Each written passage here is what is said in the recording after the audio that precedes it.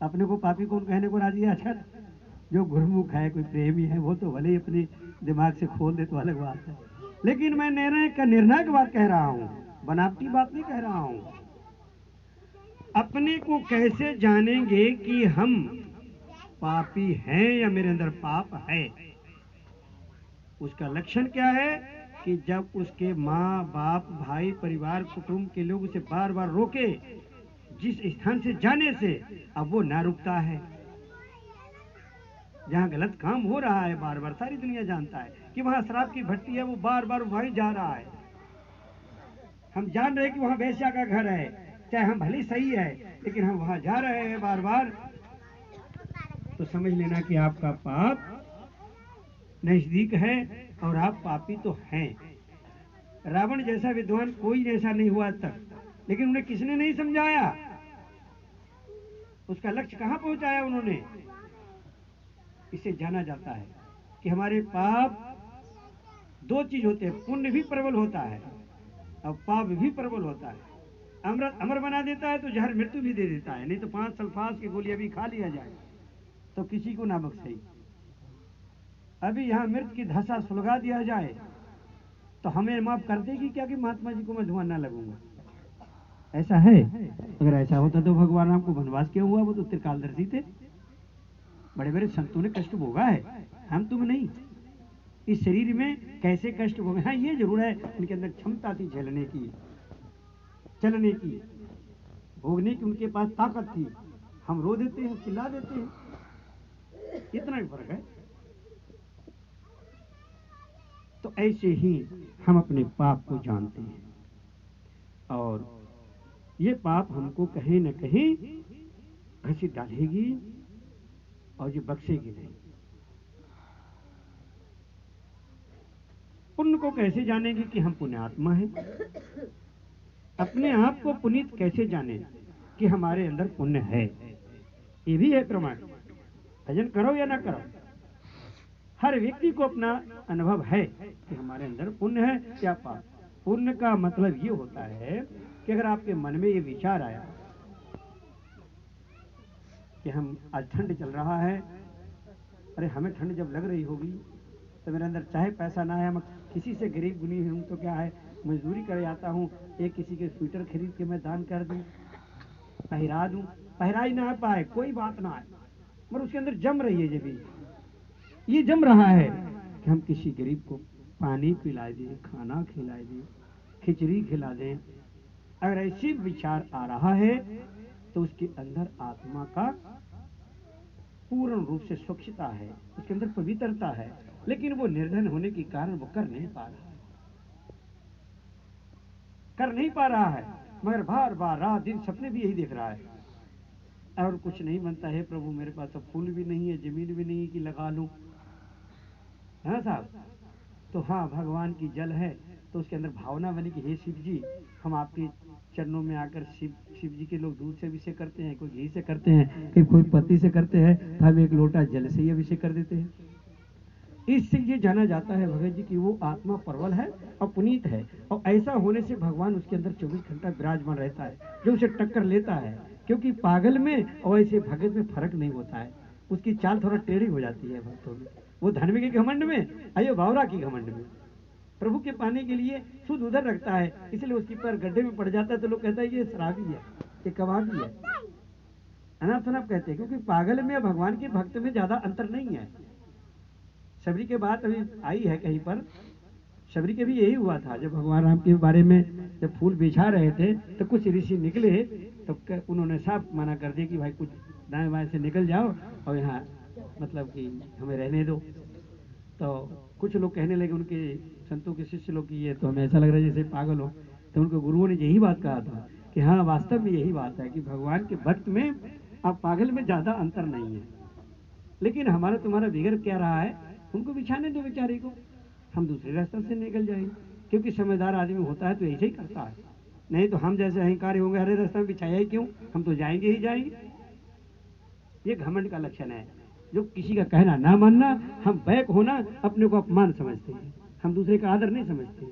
Back होना दूसरे का इज्जत करना, ये एक महत्व है ये। तो जो लौट जाता है इसका मतलब होता है भगत जी कि हम पुनीत हैं। अपुनीत में ही चाहे वो अग्नि में बैठा दो लेकिन आगे उसे जला नहीं सकती, क्योंकि भगवान है उसमें, भाव में भगवान है, नहीं कि नहीं है भगवान है तभी तो सब काम बनता है। उसे जला ना सका, अग्नि जल गई, जिसने जलाने के लिए बैठा वो भी मर गए, लेकिन वो नहीं हुआ। इससे जाना जा सकता है कि हम किसी को खाने के बारे में, किसी को सुलाने के बारे में, किसी को कपड़े पहनाने के बारे में अगर हम अच्छे विचार लगाते हैं, कुबुद्धि का त्याग करते हैं, सुबुद्धि प्रदान करते हैं, अगर हम किसी को पैसा से मदद नहीं कर सकते क्योंकि मेरे को पैसा नहीं है, तो अच्छे विचार से, अच्छे सलाह से, अच्छे सहयोग से शाबाशी देकर धीरज रखो भैया, समय है ये टल जाएगा। जैसे आज ठंड है, 2-1 महीना रुक जाओ अभी तो देख लेना ये सब चद्दर उधर आप लोग हम नांगना पहिरेंगे और आराम से रहेंगे। और पंखा कहेंगे कि भाई मुलायम सिंह पंखा उखा लगाए दो भैया, बहुत गर्मी पड़ रही है। ये समय का प्रतीक है। तो इससे जाना जाता है कि हम पुनीत हैं और हमें पाप छू भी नहीं सकता है। अगर पाप छुएगा अग्नि रूपी पाप तो अग्नि ही जल जाएगी स्वयं। अग्नि को जलते नहीं देखा आपने, अग्नि स्वयं जल जाती है पता कि नहीं है? नहीं ना पता, अग्नि स्वयं जलती है। जो क्रोध करता है, अपने में कूदता है वो स्वयं जलता है, स्वयं मरता है, स्वयं कमजोर हो जाता है, आयु क्षीण हो जाती है। उसे मारने की जरूरत नहीं है, वो कहे तो नहीं पा रहा है लेकिन भीतर भीतर घुमिया रहा है, भीतर भीतर खिसिया रहा है ना, तो समझ लो कि उसकी तेजाब की थैली फटने ही वाली है, विस्फोट हो जाएगी, फिर उसे कोई इलाज ना करने वाला है। इसका नाम है कैंसर का रोग। फटने की बात कोई इलाज नहीं, इलाज है मरघटा में, जाओ स्वाहा, चाहे हम हो चाहे कोई हो। जिन जिन लोगों ने ईर्षा के बीज बोए उनका दशा यही हुई। आखिर ये कहेंगे कि क्या मरा किसने नहीं? अरे मरने का तो ढंग अलग अलग है। हमारे श्री परमहंस जी ने श्री पूरा किया था, सारे दुनिया कैसी गई थी वहां, कैसे पहुंचे थे? अब एक मर गए, उन्हें पता ही ना चलो गिद्दा खा के मांस लेके कि कौन लूट के लेगो, कि कहीं पर पोस्टमार्टम पहुंच के कुछ छूजा ही नहीं, पूछा ही नहीं, पता ही नहीं चला लवारिस है, इसकी अम्मा बाप है कि नहीं है, इसकी गुरु है कि नहीं है, कोई है कि नहीं है। एक तो मृत्यु वो भी तो हुई। आए हैं सो जाएंगे राजा रंक फकीर, और एक सिंहासन चढ़ चला, एक बंधे जात जंजीर, एक जंजीर से बंधे जा रहे हैं। अयो को कह रहे बाबूजी बैठो बैठो, प्रधान जी बैठो बैठो, न जानो पुलिस वाले के पास जाके देखो, एक तो हथकड़ी लगा के घूमे होंगे, अब एक को बैठा लेते होंगे। मेरा भाव कहने का है कि अब ये तो हम जान लिया कि हमारे पाप है मेरे अंदर, अगर ऐसे कर्म करेंगे तो आपके अंदर पाप है, पाप है 100% है, उसे बढ़ने मत देना, न जिस दिन छिलकेगी तो आग ही छिलकेगी उसमें से। जैसे ही गांव में से, रावण के गांव में से निकली वो कलश, तो जनकपुर में गई, और जब जनकपुर में फैली तो इतनी बड़ी विस्तार ली कि अयोध्या में पहुंची। अयोध्या से सारी सेना लेकर वहां पहुंची जहां से वो आई। कहा आई? वो घड़ा पहुंची, वहीं वही विनाश करी, जहां पैदा होता है नाश भी वही करती है, और जगह नहीं जाती है कहीं। ये भूल जाना कि हमारी आग कहीं और जगह जलाएगी, हमारी आग हमें को जलाएगी, हम उनसे बाहर नहीं हैं, हम वहीं हैं। समझदारी से काम लेना है। अब बात रही आगे कि हम कहेंगे कि हम पर भगवान की कृपा है या नहीं है, ये कैसे जानेंगे? क्यों भाई बेटियों, बहनों, भक्तानियों, ये हम कैसे जानेंगे कि हम पे भगवान की कृपा है? क्यों भाई गुरुमुखो, भगवान की कृपा है तो कैसे है, कैसे जाने हम? थोड़ा सा रामायण के जरिया से, थोड़ा सा रामायण की पंक्ति से, कि जब हनुमान जी लंका में पहुंचते हैं तो तुलसी का पेड़ राम राम का नाम का अंकित देख करके वहां पर एक साधु वेश में प्रकट हुए, कहने लगी कि निशाचरों के राज में घूमता हूं, कुछ नहीं मिला, लेकिन यहाँ पर एक कुटी कैसे है?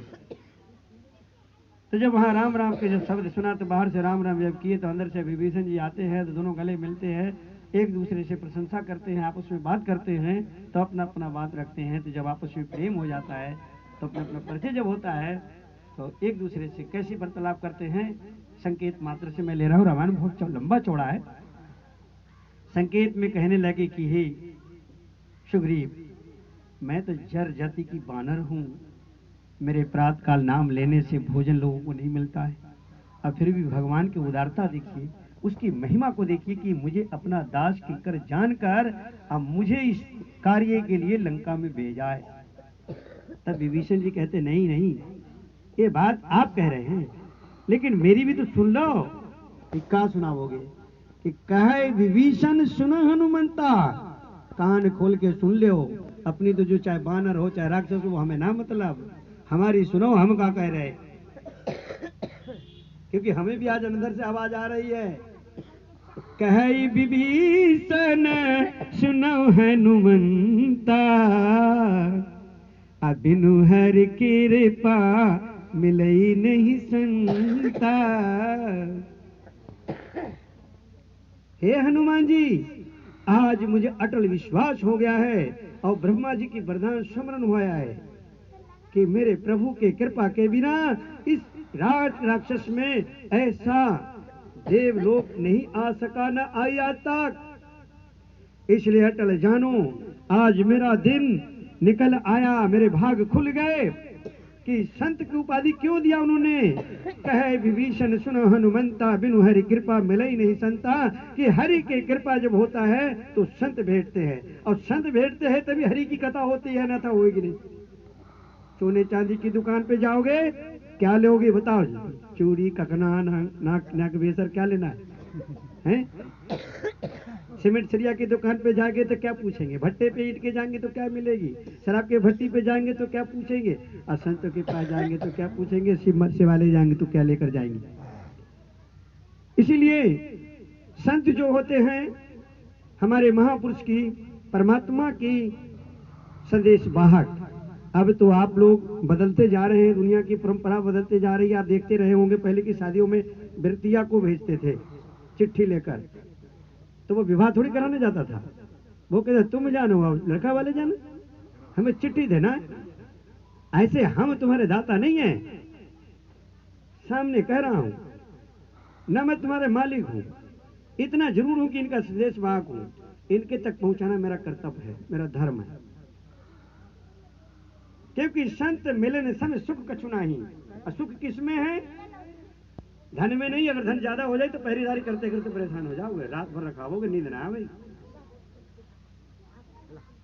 तो कहने की अभिप्राय है कि भगवान की कृपा होती है तो संत मिलते हैं, और संत जब मिलते हैं तो भगवान की चर्चा होती है। इससे ये जाना जाता है कि हम वास्तव में भाग्यशाली हैं, हम पुनीत आत्मा हैं, कि हम पर वास्तव में हरि की कृपा है कि जिसमें भगवान की मिलन हो, भगवान की महिमा गायन गुणगान हो, और सत्य वचन का प्रचार हो, कीर्तन हो, भजन हो, अच्छे विचार के लोग बैठे हों। तो ऐसी सड़क पर बड़े बड़े दुष्कर्म अपने आप नष्ट हो जाते हैं।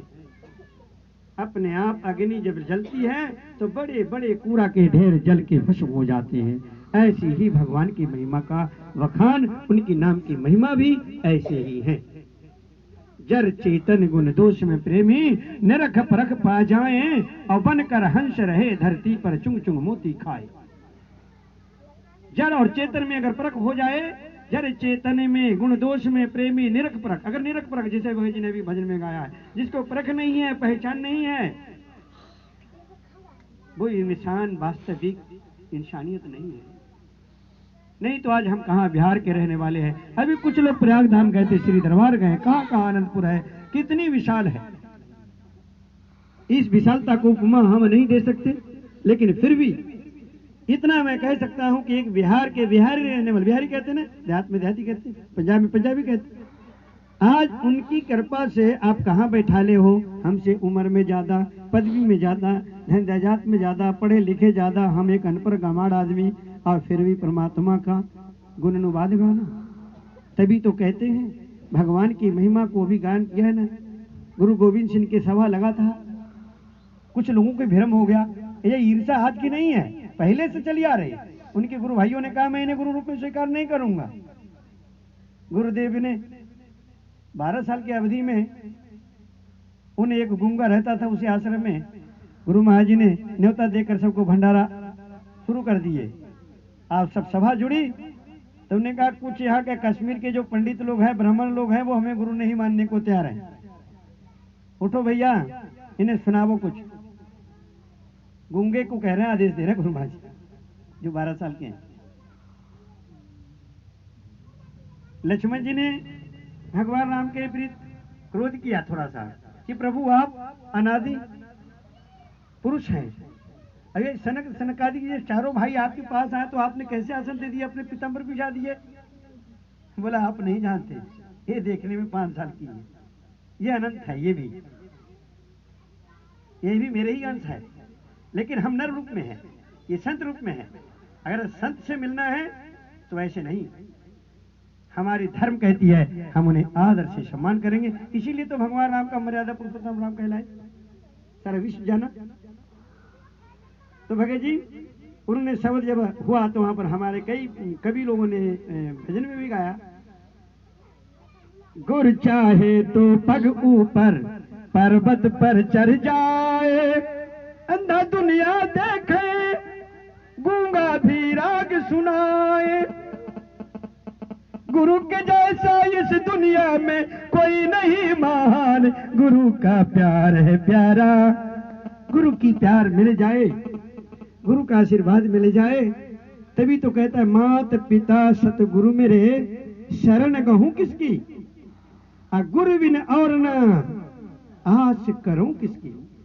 ए मेरे गुरुदेव आग करे तो बच्चे की तरह मेरी दुलराते हैं, मेरे अवगुण को माता पिता ने लेटरिन बाथरूम हटाया, हमारे कट्टू वचन का आपने सहन किया, मैंने बड़े पाप किए आपके भी, अपने बड़े आलोचना की आपकी, और फिर भी आपने उसे सहन कर गए, और फिर भी दुलराया डॉक्टर की तरह, हमने गाली दिया फिर भी आपने मलहम लगाए, दवाई दी। ये है महापुरुषों की चरित्र, ये है उनकी महिमा। ये तो अपने अलौकिक शक्ति से परिपूर्ण होते हैं, लेकिन हम लोग थोड़ा सा पीछे देखने लग जाते हैं। क्या कहा मैंने? पीछे पीछे देखोगे तो भटक जाओगे, आगे देखोगे तो पार हो जाओगे।